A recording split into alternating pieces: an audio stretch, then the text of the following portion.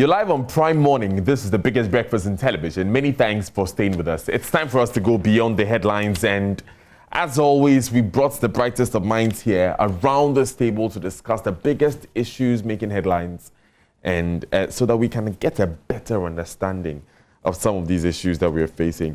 We're going to start off with something that, in my view, came in quite a bit late in the news day yesterday. On the front page of the Ghanaian Times newspaper, it says here, President tosses CJ's removal petition in relation to the $5 million bribery allegation. He says the allegation raises no case for impeachment. Osman Ayariga is here. We'll discuss it very quickly, but I will just quickly take you to page 15 of the newspaper, and then I'll read you some of the details. It says that President Nana Akufo-Addo has dismissed the $5 million bribery allegation against the Chief Justice Kwasi Anin-Yeboah. According to the president, the allegation raised no prima facie case for the impeachment of the Chief Justice and therefore dismissed the allegation. Anti-corruption civil society organization, the Alliance for Social Equity and Public Accountability, ASEPA, filed the petition to the president demanding the removal of the Chief Justice from office for his alleged involvement in the bribery allegation. Now, following the allegation, President Akufo-Addo sent a request to the Council of States to determine whether the allegation raised a prima facie case for the impeachment of the Chief Justice. The Council, chaired by Nana Otio-Siribor, sent its report on the allegation to the President last Friday, but the content was not made public. The President, in a statement, observed that the petition was not anchored on any allegation made directly or emanating from the petitioner itself. And then he goes on to say the petitioner relies on allegations made by a certain lawyer, Kwasi Afrifa, in his response to a complaint of misconduct made against the Chief Justice based on what he alleges another person, his former client, told him. It's correct to say the petitioner does not possess any personal knowledge of the matter that the petitioner advances as the foundation of the petition. All right. In actual fact, the petitioner fails to provide any evidence at all in support of the spurious allegations made against the Chief Justice. It does not attempt to substantiate any of the claims made in any forms. And then it dismissed the petition. I'm going to go straight to Osman Ayariga. He is a member of the NDC's National Communications team. Osman, great to see you here once again. Good morning, my brother. How are you doing? I'm doing very well. So you just heard me read some sections of the president's response to ASEPA's petition. Does this satisfy you? Interestingly, let me say good morning to you and good morning to your viewers.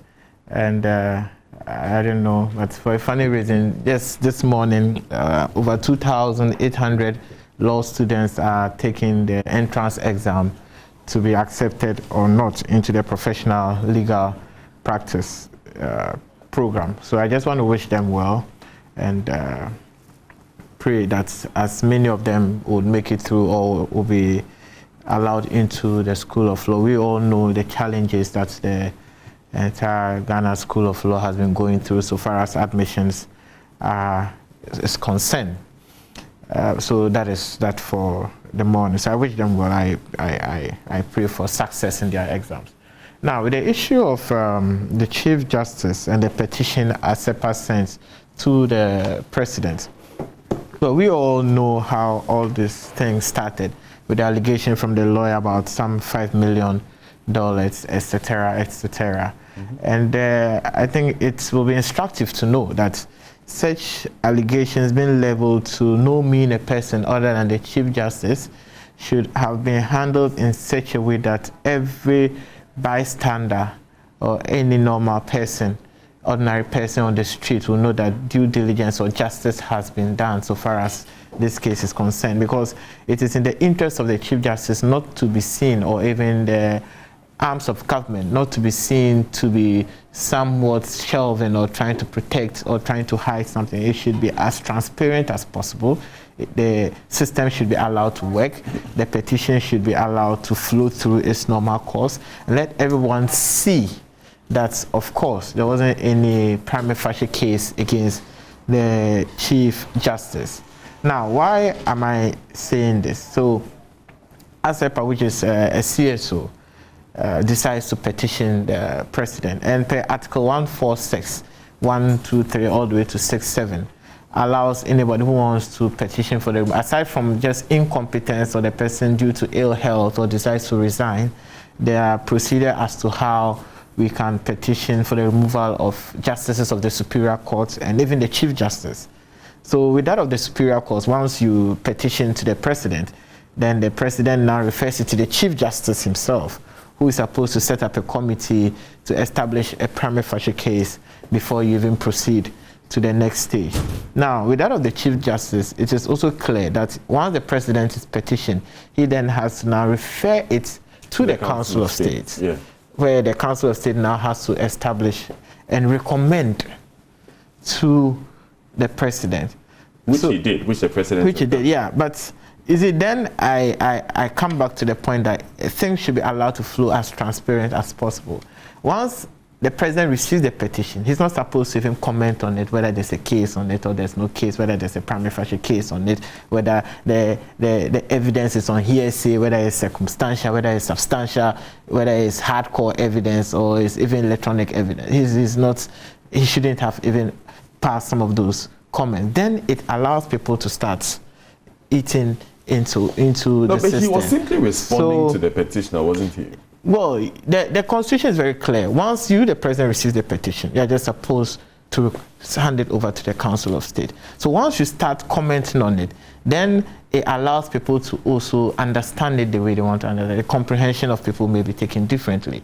That's why I feel that it should have been handled in a very transparent manner.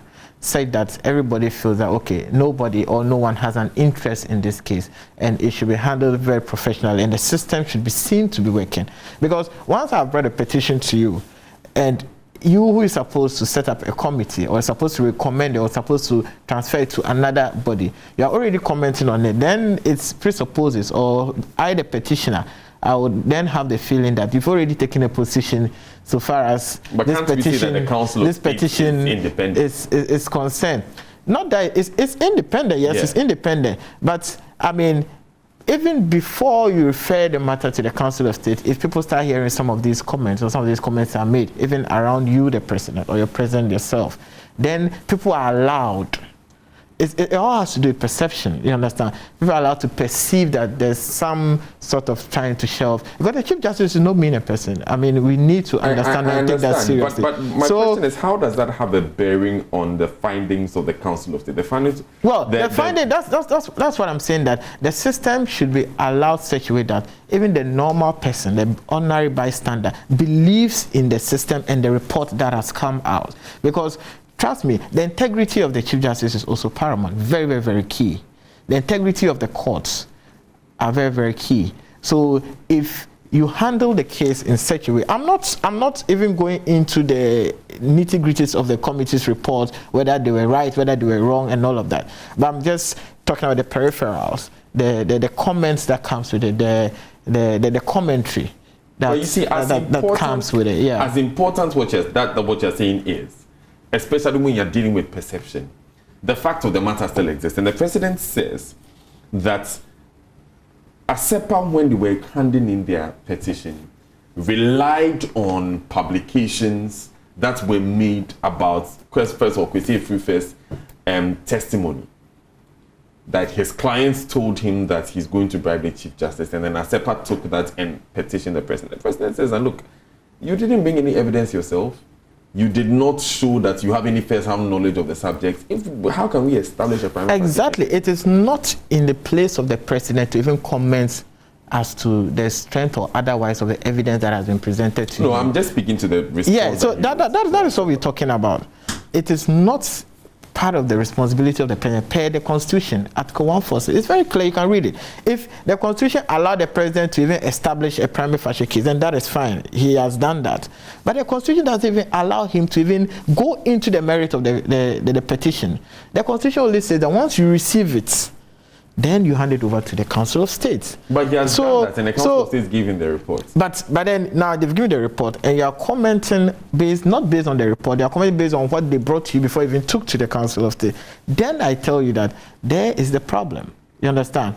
The President simply should have just taken his report, handed it over to the Council of State. The Council of State brings it back to him, and he tells you that, well, the Council of State has said A, B, C, D. So Let's leave it at that. Okay, But once you go into the report that was brought to you, you don't see this, you don't see that, then people will begin to read all sorts of meanings into it. So it's supposed to look as though the system is working. But if some of these things start occurring, then people now start, not having so much faith in the system. I understand. So it is in the interest of the court, the Chief Justice, and the arms of government to have allowed this to be as transparent as possible.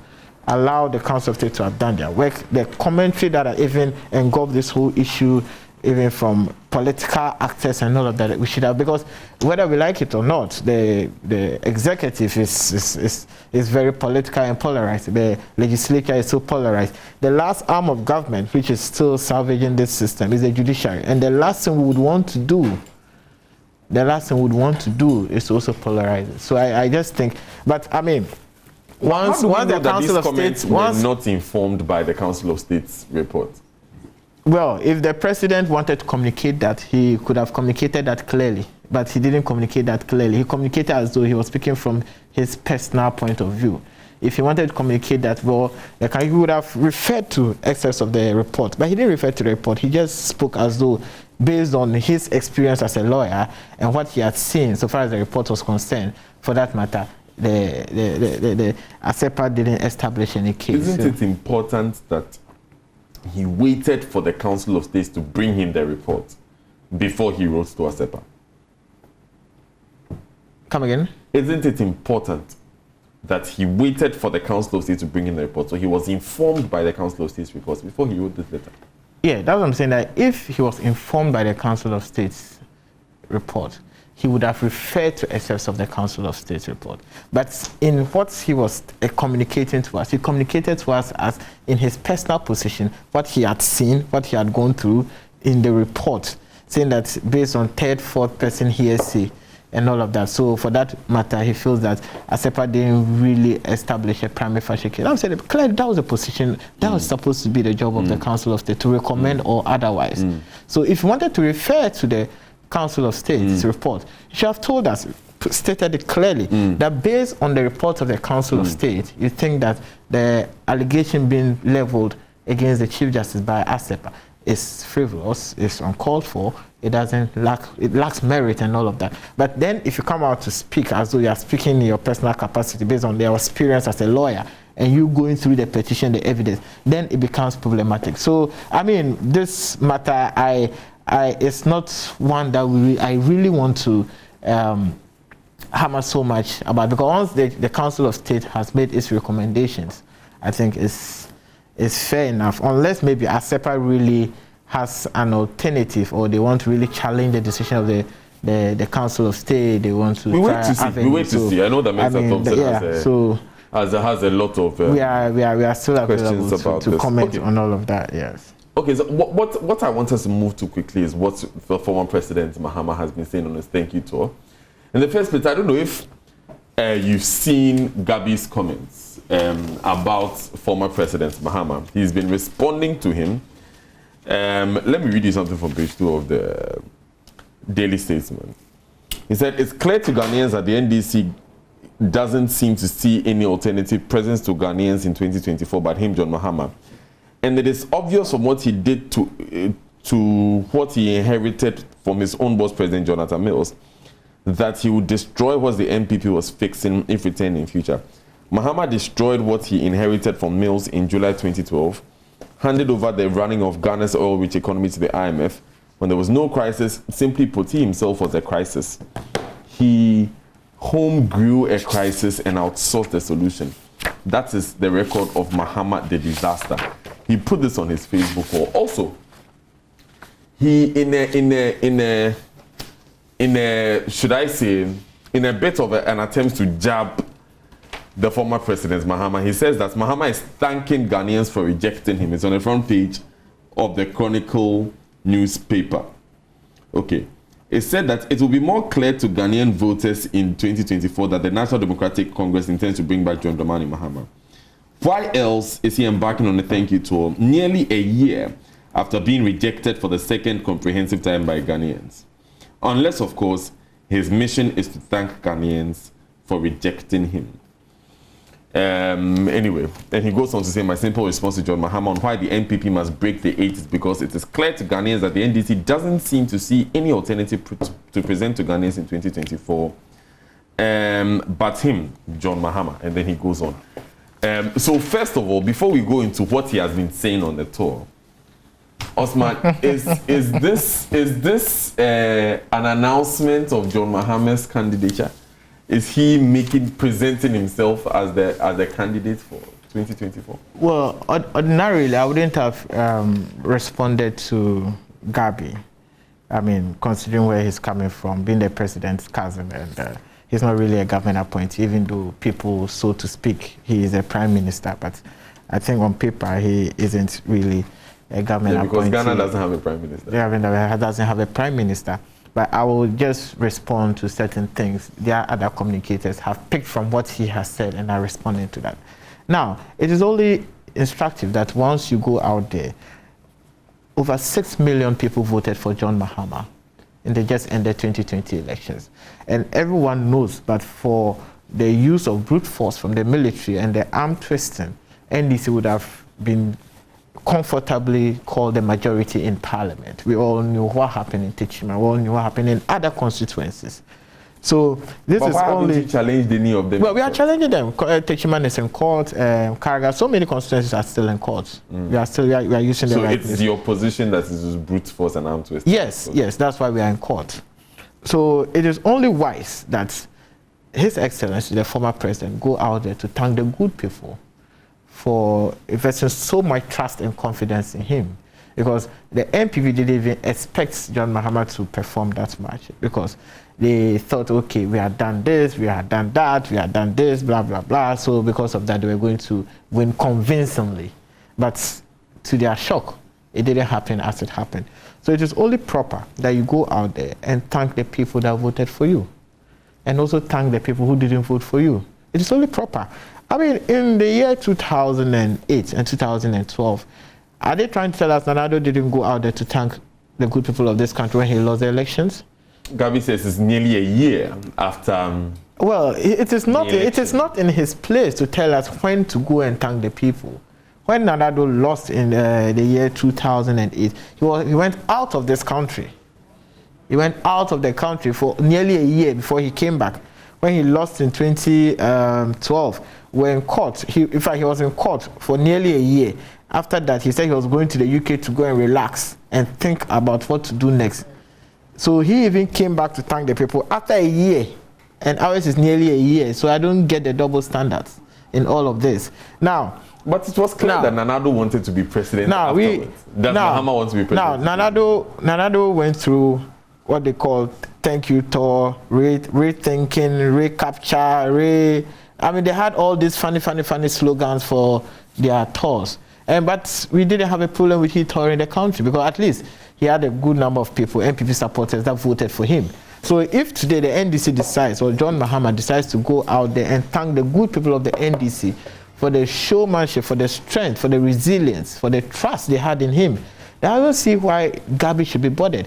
Because day in, day out, you tell us you are not interested in the next election, but you're interested in building a nation, the next generation. But on another breath, you are busy talking about how you want to break the 8, you want to break the 8. They are more interested in the next election than even John Mahama. So I don't see why, whenever John Mahama steps out there, it sends shocks down their spine that everyone is trying to respond. Now, not only Gabi, Baumia, it seems as though their only relevance in the MPP is when they respond to John Mahama. Or whenever John Mahama is out there, that is when you see Baumia appear all of a sudden, either responding to what John Mahama has said, either trying to counter what John Mahama has said. The same with Gabi. In fact, Gabi, he doesn't go out there, he's on his phone, so no problem about that. Now, not only Gabi has come out to say some of these things, Baumia has come out to try as much as possible to ridicule the things John Mahama said. But let's not even go into the peripherals. Let's deal with the substance of the issue. What has John Mahama said on his tour so far? The only thing John Mahama has said that is instructive for everybody to understand is that he has said instead of wasting our time with the promises of 111 hospitals, let us try as much as possible to finish the hospitals that are already under construction. And he names a few. In fact, he was in WA yesterday. He mentioned the WA Regional Hospital. He mentioned quite a number of the hospitals. So what is wrong if the former president says that instead of us trying as much as possible to litter uncompleted buildings across the length and breadth of this country, let us try as much as possible to complete the existing projects. And it was in the NDC's manifesto that if we win the elections, first and foremost, we were going to put up a teaching hospital in every regional capital. But those are new projects, isn't it? No, I mean, to put up a teaching hospital in every regional capital, what we're going to do was to upgrade the regional hospitals to be that of a teaching hospital. But that's not completion of projects, are they? Those are not. No. I'm coming. In the NDC manifesto. That's the first thing. That we're going to upgrade all regional hospitals to become teaching hospitals. And then B was that we're going to complete all uncompleted projects that was even started by the MPP government. It's in the NDC manifesto, page 63. You can look for it. It was there that we're going to complete and we even listed most of the projects. We listed most of the projects. We listed Chief Praso, Salaga Hospital, Medina Hospital, and all of that. Let me understand this.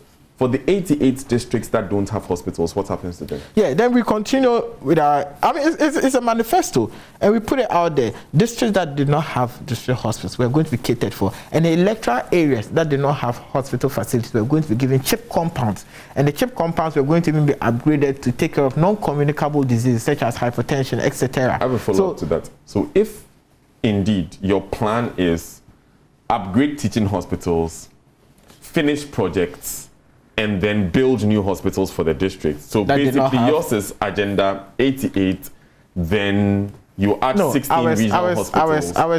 Ours is not any agenda. No. Ours is a simple agenda. I'm not giving ours is a simple agenda to complete uncompleted hospitals. The name doesn't matter because your promise is district without hospitals. Those are 88. You said they'll be catered for. Those are 88. We can't deny that. So that's an agenda 88 there. Then we are going to add upgrading 16 hospitals. Then we are going to do completion of old projects. Isn't that the same as what any other government would do? For all you know, by the time we would have completed the uncompleted projects, then we won't even get to 88. Did you get the maths?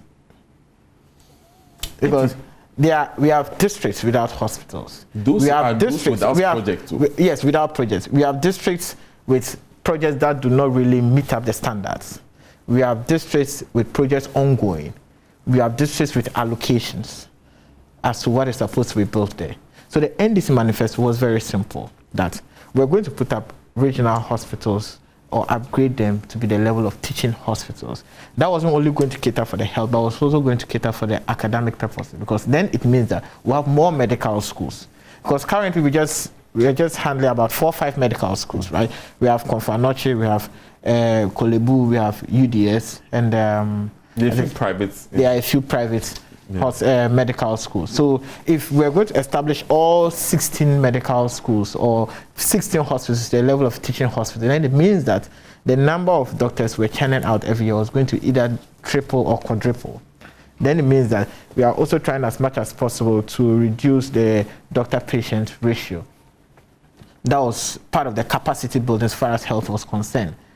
Then we moved on to talk about CHIP compounds, talk about district hospitals. So these are the comprehensive promises the NDC made in the 2020 manifesto. So if today you just come out with a very flamboyant promise that we are going to build 111 hospitals, and the question we ask you is that, where is the funding going to come from? Because believe you me, to build 111 hospitals at the price of 17 million, that's $17 billion. Mm-hmm.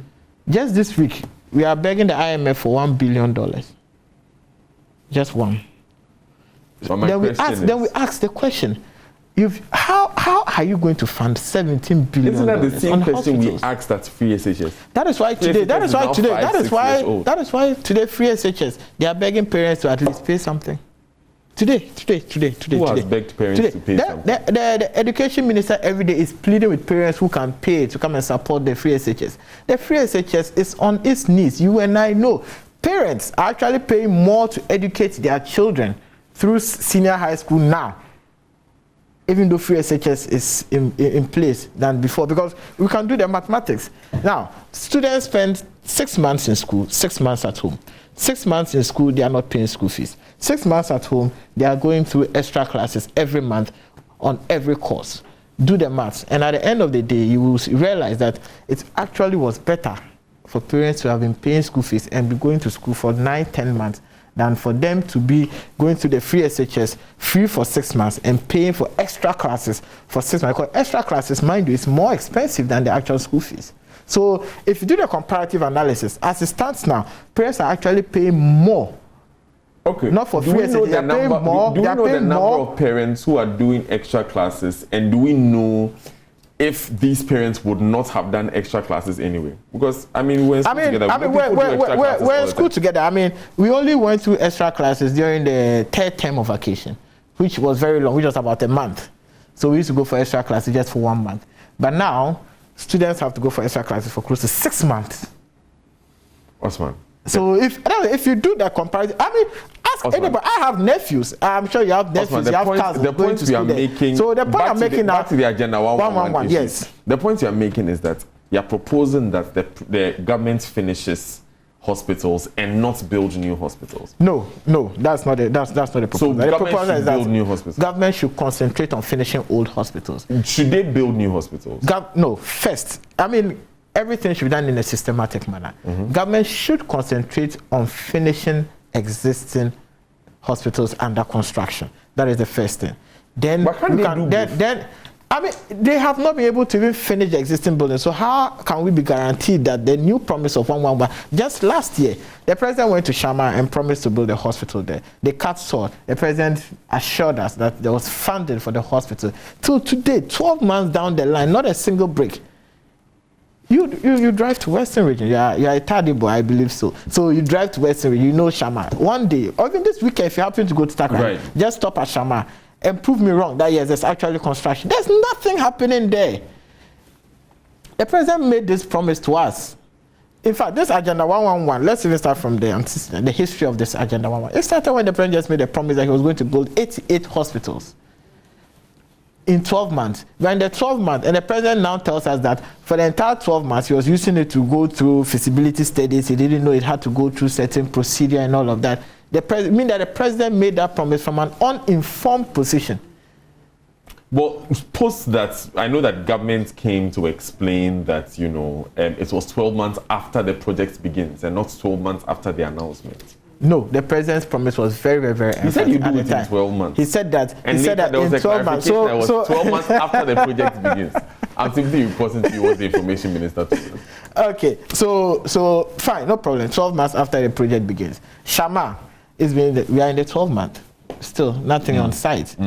And this was a project we know that even funding was allocated, there was ready funding for it. Then today you come and tell us about Agenda 111. So your position we don't have a problem if the president is only interested in making promises. So he should not start. But he shouldn't whet the appetite of Ghanaians just to break our hearts. Because the president has made too many promises that anytime he makes a promise now, we don't believe in his promises until the work is actually done. You understand? And that is our position. And we know, based on the standard, the balance sheets of the country, it will be very difficult for us to put up 111 hospitals. That's why we're saying that let us concentrate on finishing these ones. Even if we are done with the existing ones and we are unable to build new ones, we know that there is something to go to.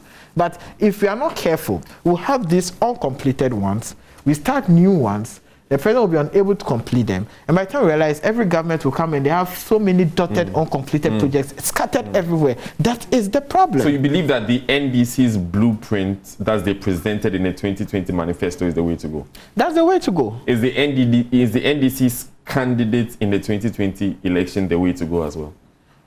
Well, so far as I'm concerned, so far I haven't seen anybody express any interest. In my personal capacity, what I think is that he's the way to go. That is my position. That is my position. Left to I alone, I think John Mahama should even made to go unopposed in the NDC. That is my position. For the primary? For the primary, yes. That is my personal position. So Gabi is right then by saying that John Mahama is starting a pseudo campaign? Well, I haven't said John Mahama is, but I said in my personal position. I will propose that he should be allowed to and I'm also asking that his deduction that Mahama is... Well, Gabi is allowed to deduce. And Gabi is allowed to deduce whatever deduction he wants to deduce. You understand? So just as, I mean, the MPP now, they are also confused as to the way to go. I don't know whether they are going the Alan way or they are going the Bawumia way. So all of a sudden, Bawumia has become so vocal, and he's also trying to help the president achieve his solemn promise to God about the cathedral. I saw him somewhere saying that they should help. Yeah, it's here. It's on page 3. They should help build the cathedral. We are not discussing the cathedral right now. It would have been very nice to go into. But I just want to bring this one because this person that you believe, you know, should run in 2024 is being described as someone who destroyed what he inherited from Mills in July 2012.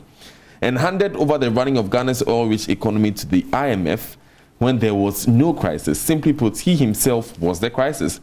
He home grew a crisis and outsourced the solution. That is the record of Mahama the disaster. Well, there's no